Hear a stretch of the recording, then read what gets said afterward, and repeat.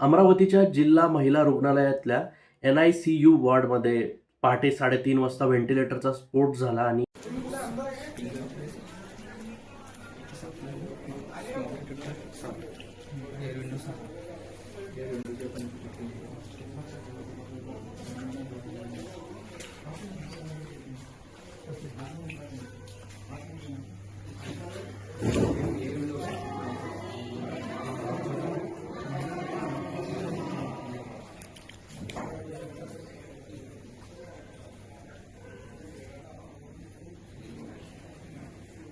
तीन लहान मुलं जागीच दगावली.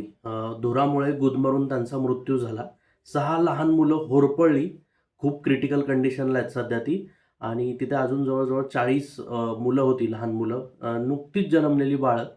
त्यांना सुरक्षित स्थळी हलवलं गेलं आहे. फायर सेफ्टी ऑडिट जे आहे ते त्या रुग्णालयाचं गेल्या वर्षीच झालेलं आहे, असं तिथल्या जिल्हाधिकाऱ्यांनी मीडियाशी बोलताना सांगितलं. अभी आप जायजा लेंगे क्या? नहीं, लास्ट ईयर का जो फायर का ऑडिट है वो निश्चित हुआ है और इस ईयर के फायर ऑडिट के लिए भी इन्होंने अप्लाई किया है PWD इलेक्ट्रिकल के पास, उसके डॉक्यूमेंट भी देखे मैंने.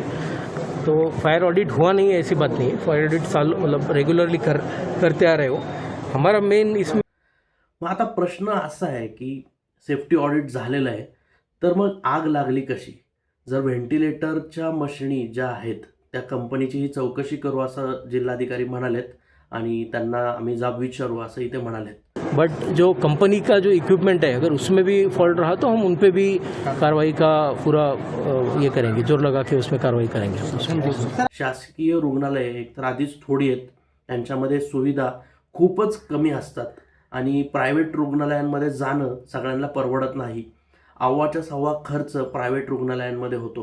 म्हणजे अक्षरशः लोकांना सोनं गहाण ठेवून किंवा लोन काढून प्रायव्हेट रुग्णालयांमध्ये आपलं पेशंट ॲडमिट करावा लागतो आणि शासकीय म्हणजे जी गव्हर्नमेंटची हॉस्पिटल्स आहेत तिथे अशी परिस्थिती होती आहे. आता ती जी लहान मुलं मेली त्यांचा काय दोष आहे याच्यामध्ये, याच्याविषयी सरकारने बोललं पाहिजे. फक्त जिल्हाधिकाऱ्यांचं स्टेटमेंट पुरेसं नाही आहे किंवा पोलीस जे म्हणालेत की चौकशी होईल तेही पुरेसं नाही आहे. याच्यावरती एक फर्म डिसिजन कधी होणार आहे? प्रत्येक वेळी असं काही झालं की कुणावर तरी दुसऱ्यावरती दोष टाकणं हे आपल्या राजकारण्यांचं काम झालेलं आहे. मागच्याच आठवड्यात म्हाळुंगे इथे एक लहान मुलगा त्याच्या वडिलांच्या गाडीवरती चालला होता. ती गाडी खड्ड्यात गेली आणि ते खाली पडले आणि त्या मुलाला टँकरने अक्षरशः चिरडलं. त्याचा जागीच मृत्यू झाला. मग तिथे काही लोकांनी एकत्र येत कॅन्डल मार्च काढला. पण तिथले जे स्थानिक आमदार आहेत त्यांचं असं म्हणणं होतं की रस्ता आहे तर अपघात होतो, आता आम्ही बघतोय, आम्ही जो कॉन्ट्रॅक्टर होता त्यालाही प्रश्न विचारतोय. पण फक्त कॉन्ट्रॅक्टरची चूक आहे काही? रस्त्यावरती पडलेले खड्डे लोकांचा जीव घेत आहेत. मग तुम्हाला अगोदर दिसत नाही आहेत का खड्डे? तसंच या हॉस्पिटलमध्ये सुद्धा झालं. व्हेंटिलेटरच्या बॅटरीत गडबड आहे किंवा इलेक्ट्रिक गडबड आहे काही कळालेलं नाही अजून. तो नंतर चौकशीत कळेल. असं होत असलं तरी स्फोट झालाच आणि ती लहान मुलं मेली ही सत्य परिस्थिती आहे. आणि तुम्ही जर हा व्हिडिओ बघितला तर तुम्हाला त्या आग काय लेवलला लागली असेल हेही समजून येईल. एवढं सगळं जळून खाक झालेलं आहे. त्याच्यात 3 जीव गेले.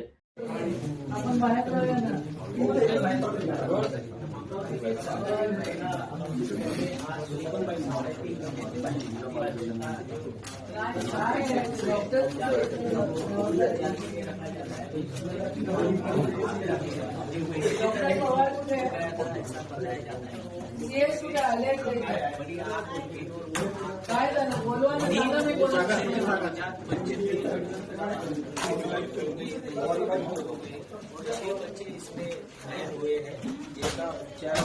अरे डॉक्टर पवार कुठे आहे?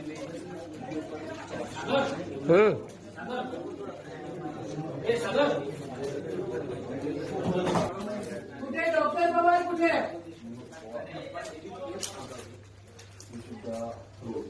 अमरावती जिल्हा स्त्री सामान्य रुग्णालयामध्ये आग लागून 3 डॉक्टर पवार कुठे आहेत? त्याच्यामध्ये ठाकूर या ठिकाणी आलेले आहेत. डॉक्टर पवारांना बोलवा जरा, मला सांगा मला काय झालं इथं. ताई, तुम्ही या ठिकाणी आलेले आहात, पाहणी करता काय नेमकं तुमच्या लक्षात? हे अतिशय धक्कादायक आहे.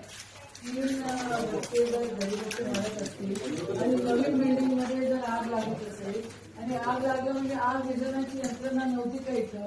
फक्त 5 लाख रुपयाची मदत या मुलांचा जीव परत घेऊन येणार आहे का? हा एक मोठा प्रश्न आहे. प्रशासकीय व्यवस्था आणि राजकारणी यांचं संगनमत नाही. आपले जीव धोक्यात आहे हेच या सरकारच्या काळात दिसतंय. आपण खरं तर याच्यावरती बोललं पाहिजे.